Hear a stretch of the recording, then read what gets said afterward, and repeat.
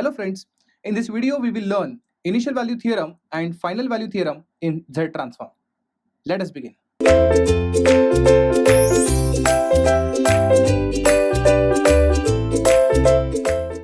So let us start with initial value theorem. As we have seen in Laplace transform, initial value theorem helps you to get the value of x of t at t equal to 0. This is, I'm talking in context to Laplace transform, because Laplace transform is applicable to those signals which are continuous in time. But when I'm talking about Z transform, the signals in time domain are discrete in nature. Therefore, initial value theorem in Z transformation helps you to get the value of x of n at n equal to 0. For example, you have x of n, let's say a graphical representation, and the amplitudes are like this: 1, 2, 3, 4. This is n, 0, 1, 2, 3. Now by observing, one can say that the value of x of n at n equal to 0 is 1. So x of 0 is equal to 1. Now this x of 0 is called as initial value. So by graphical representation, one can observe and can directly say what is initial value of x of n. Secondly, for example, x of n is given in sequence form.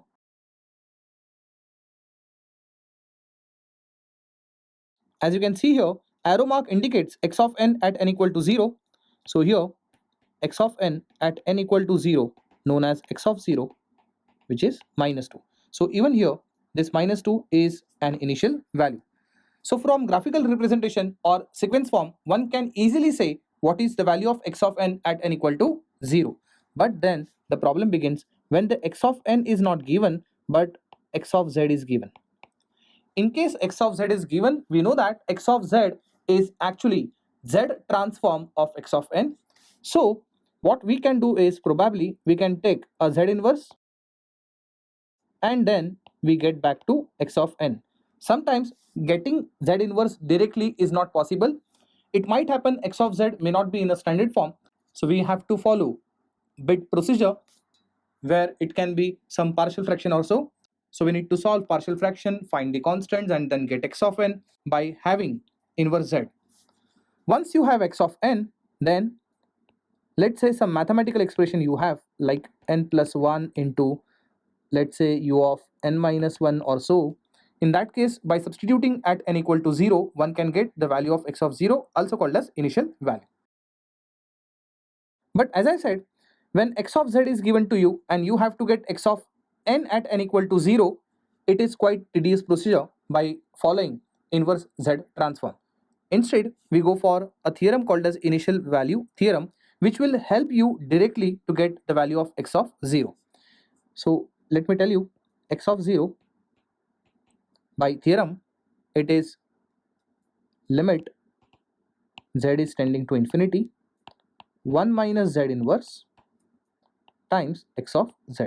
So you have to remember this formula. So limit z is tending to infinity 1 minus z inverse times x of z. So you know that z inverse means it is 1 by z, and when you substitute z value equal to infinity, we know that anything upon infinity is what? 0. Then I can reduce this formula. In fact, x of 0 is limit z is tending to infinity. Since z inverse becomes what? 0, so 1 minus 0 will remain 1. So you can directly write x of z here. So by initial value theorem, we get x of n at n equal to 0 from x of z. By saying that z is tending to infinity, you can directly get the value of x of n at n equal to 0. So initial value theorem actually helps you to get the answers quickly. Similarly, final value theorem will help you to get the value of x of n when n tends to infinity. That is, x of n when n tends to infinity is what we call as x of infinity, known as a final value. So we use the theorem in case what is given is x of z and x of infinity is what we want. So as I said, instead of following inverse z and then to get x of n at n equal to infinity, it is better that you use a direct formula which is given by final value theorem, and then it saves our time, as I said. So x of infinity is equal to limit z is tending to 1, 1 minus z inverse times x of z. If you remember, in Laplace we used to write this as s into x of s. And we know that how this s and 1 minus z inverse are equivalent to each other. I don't say s equal to 1 minus z inverse, but yes, there is some coherence between s and 1 minus z inverse, as we have already seen in the last video. Now the problem is I cannot substitute z equal to 1 in the place of z inverse, because if I do so, then what will happen? If z value equal to 1, z inverse is also 1, and in a way this will become 1 minus 1, which will result into 0. So x of infinity will be always 0 irrespective what the signal is given. So better not to substitute z inverse equal to 1 here. And why so? Because 1 minus z inverse may get cancelled because of x of z, because since we don't know what is x of z can be like 1 upon 1 minus z inverse, 1 minus 2z inverse, and so on. So here what can happen is 1 minus z inverse, 1 minus z inverse may get cancelled. So we never know what x of z is, so better not to substitute z value equal to 1. So you can use this formula to get the final value of x of n at n tends to infinity. Even though, as I said, initial value theorem and final value theorem is known to us and we can use a direct formula, but there are some limitations. So let's see what are terms and conditions on initial value theorem and final value theorem. Those terms and conditions are not different from those that we have learned in Laplace transform. So initial value theorem and final value theorem are applicable only for causal functions. You know that when x of z is given to you, it is given along with ROC most of the time, because only x of z is known to you, and if ROC is not known to you, we know that we don't get unique solution when we take inverse z. Is that right? And same used to happen in case of Laplace transform. Let's say if x of s is given and ROC is not given, then it is difficult to get unique solution for x of t.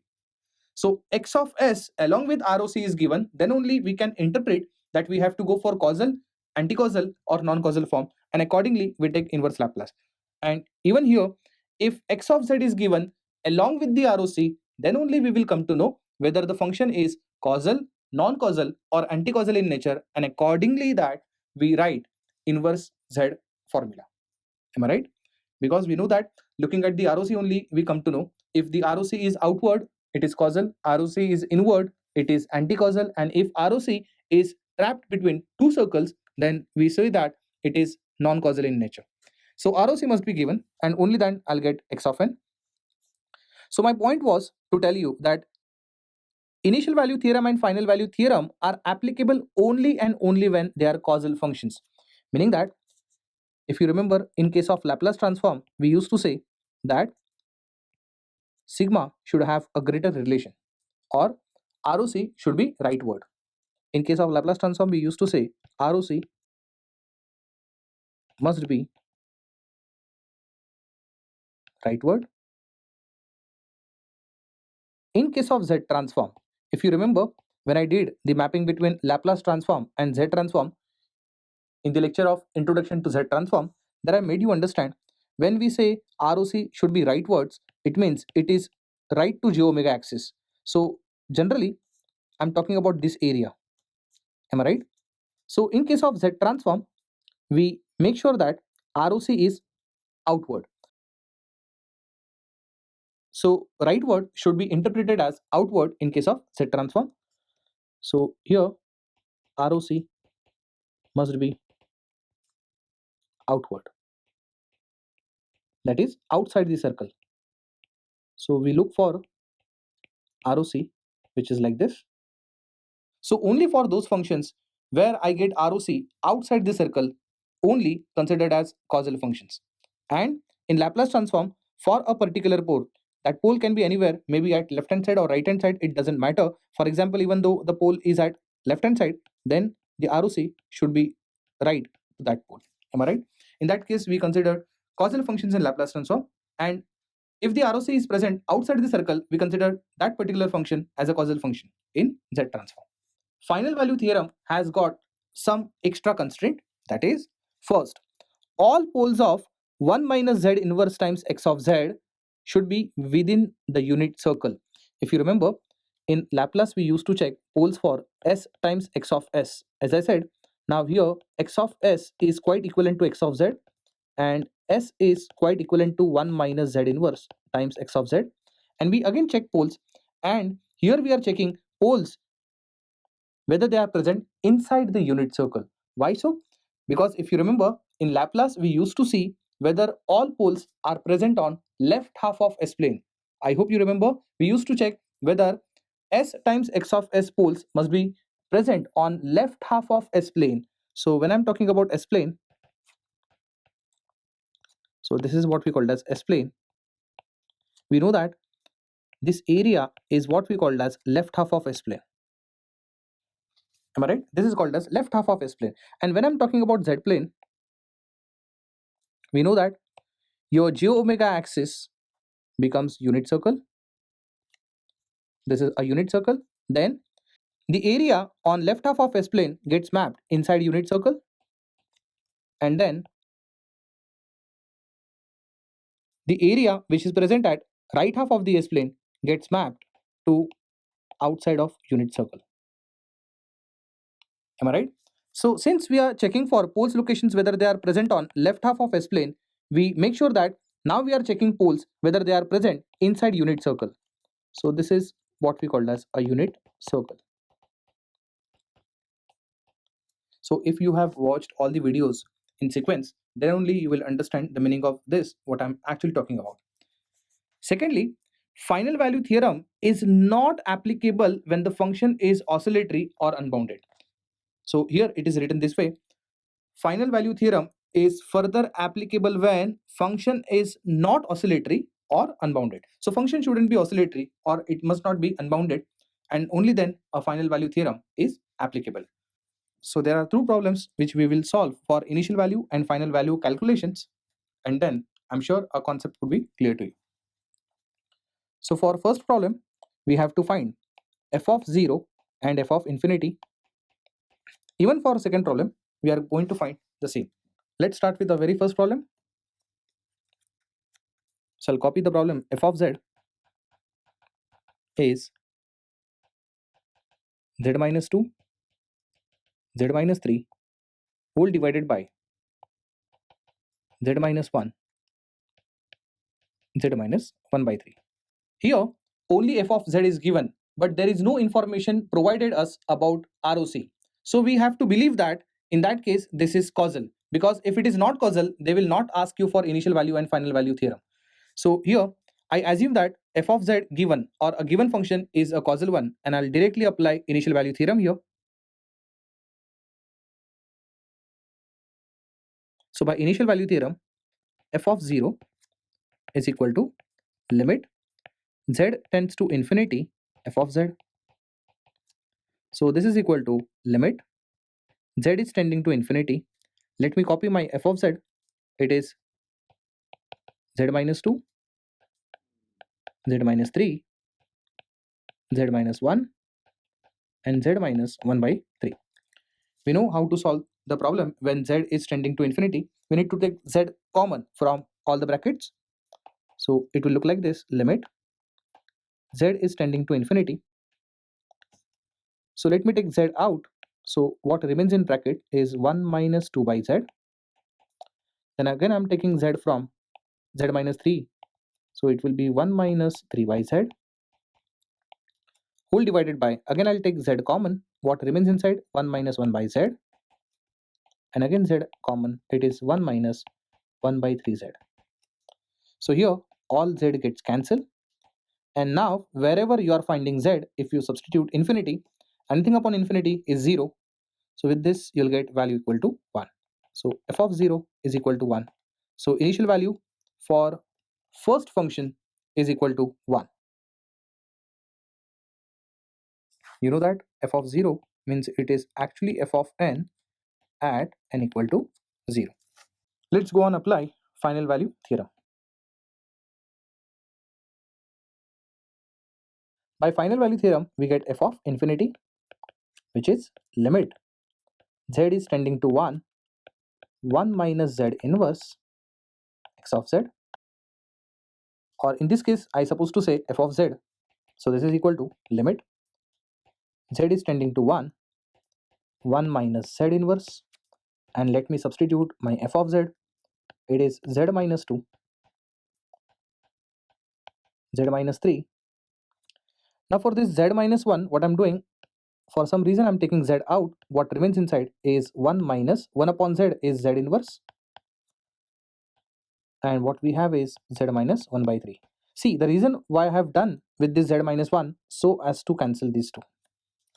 And now straight away wherever there is z, now you can replace with 1. So now in numerator what we have is 1 minus 2, 1 minus 3 here, and again we have z here, it is 1, and it is 1 minus 1 by 3.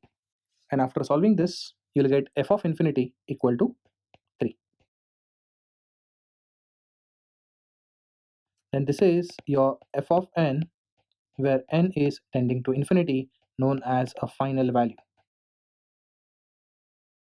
But before applying final value, it was expected that you must check whether final value theorem is applicable or not, because most of the time what happen is you apply the formula, you get some answer, but then it goes wrong because final value theorem wasn't applicable. So how to check whether the final value theorem is applicable or not? So what we will do is we will calculate the poles for 1 minus z inverse times f of z, and we will make sure that all the poles are lying inside unit circle. Let us test this. So what we are doing now must be done prior to apply the formula for final value theorem. So checking for validity for final value theorem.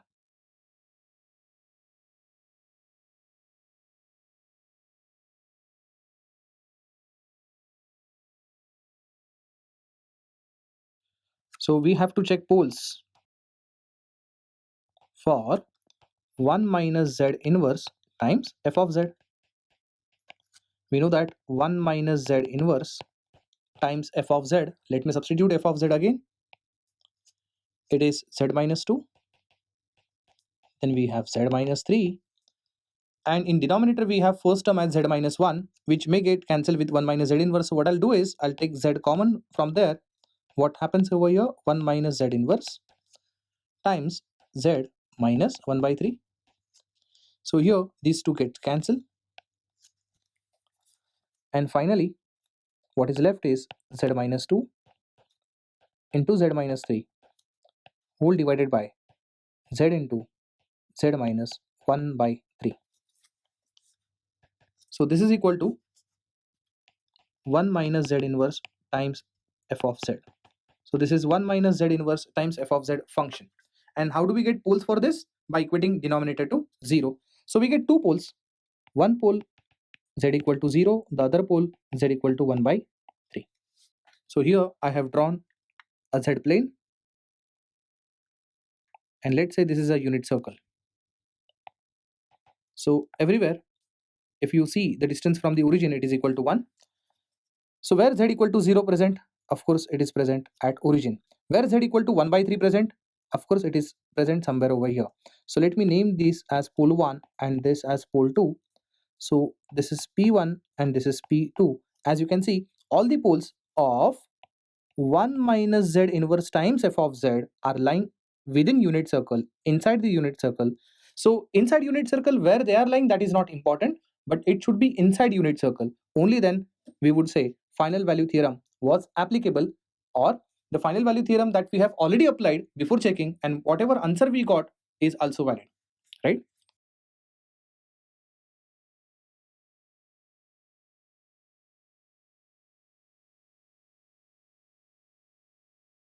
So this is what I have written. If poles are inside unit circle, FVT is valid. That is final value theorem.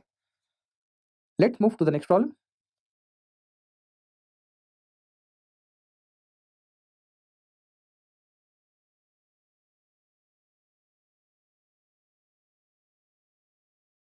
So only one thing I made a change.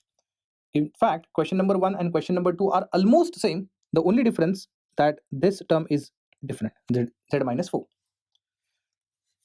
Let's see. if we use initial value theorem formula, it gives you f of 0, which is limit z is tending to infinity f of z. So if you substitute, again you will get value of f of 0 to be 1. But when I'm going for a final value theorem, I'll first of all check the validity before I apply the formula. So common practice should be, you should first of all check the validity. So I'll check for 1 minus z inverse times f of z. Now this is equal to 1 minus z inverse times f of z is z minus 2, z minus 3 in the numerator. Denominator, again I'll modify, I'll take z common, 1 minus z inverse, z minus 4. So again this to get cancelled, what is remaining is z minus 2 and z minus 3 in numerator, which is not important for me because those are going to give me zeros, and zeros are not going to decide the validity of final value theorem. Who are going to decide that? Of course, denominator. So what we have in denominator is z into z minus 4. So as you can see, pole 1, I would say it is equal to 0, and pole 2 location, if you see, it is at z equal to 4. So we don't have to really draw the unit circle and to prove that 4 is outside the unit circle. From the magnitude of the pole, it is clear that it is outside unit circle. And if it is outside unit circle, it means FVT is not applicable. Please understand this. And since final value theorem is not applicable, it might happen that this function is unbounded, and since it is unbounded, then definitely it is undefined value. So we will have such options where it is unbounded or not defined. We have to tick that option. I'm sure now you have understood how to go for initial value theorem and final value theorem. So you don't have to read it separately. Once you are thorough with a Laplace transform, with some minor changes, you have to remember some concepts of initial value theorem and final value theorem even for Z transform. Thank you.